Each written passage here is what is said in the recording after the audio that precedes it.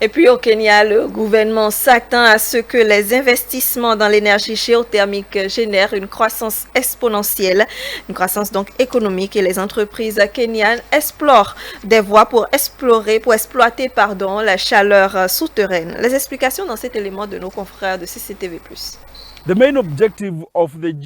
L'objectif principal du projet géothermique est la production d'énergie. Mais selon les experts de la Société kenyane de géothermie, les Kenyans devraient bénéficier de bien plus de ce qui se passe ici, à la caldeira de Menengai. Une caldeira est une dépression laissée après l'éruption et l'effondrement d'un volcan. À l'intérieur de celle-ci, 5 plateformes de construction chinoises de 40 mètres de haut et de 2000 chevaux-vapeur nous offrent un aperçu de l'avenir énergétique du Kenya. Bien qu'elle soit silencieuse pour le moment, leur histoire est une réussite. Plus de 50 puits qui ont été forés se sont avérés viables. Des centaines de mégawatts d'énergie peuvent être pompés sous la croûte terrestre et la vapeur provenant de ces puits peut s'avérer bien plus utile que la simple production d'énergie. Voici Esther Njuguna, une ingénieure spécialisée dans l'utilisation directe de l'énergie géothermique. Elle nourrit des poissons dans l'un des bassins aquatiques chauffés par la géothermie à l'intérieur de la caldeira. À l'intérieur du bassin, nous avons des poissons de l'espèce tilapia. Leur température optimale de croissance est de 29 degrés Celsius. Donc nous insistons pour chauffer le bassin à environ 29 degrés. Ce faisant, plutôt que de devoir attendre de 9 à 12 mois, nous sommes à mesure de récolter nos poissons après environ 6 mois. C'est ici que la magie opère, à l'intérieur d'un échangeur de chaleur.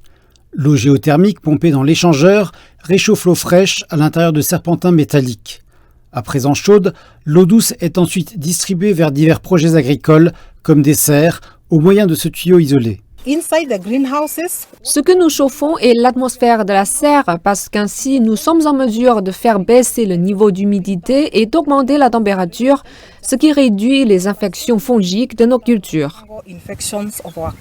D'autres usages directs de l'énergie géothermique qui sont explorés ici comprennent la pasteurisation du lait, le séchage des céréales et la blanchisserie. De nombreuses personnes sont intéressées par les serres, de nombreuses autres sont intéressées par la possibilité de sécher.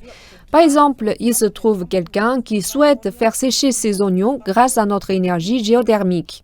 Le gouverneur du comté de Nakuru, Lee Kinyanjui, explique que ces utilisations directes bénéficieront à sa population ainsi qu'au Kenya en tant que nation. Nous ne pouvons pas oublier le secteur du tourisme. Nous avons ici au Kenya un lac appelé Bogoria où on utilise l'eau chaude souterraine et où de nombreux touristes se rendent. Mais en fait, il y a de nombreux endroits où cela peut également être fait. Ces entreprises sont à laisser à la caldeira de Menengai, mais au site géothermique d'Olkaria ainsi qu'à Nakuru, des entreprises similaires sont déjà en cours de développement.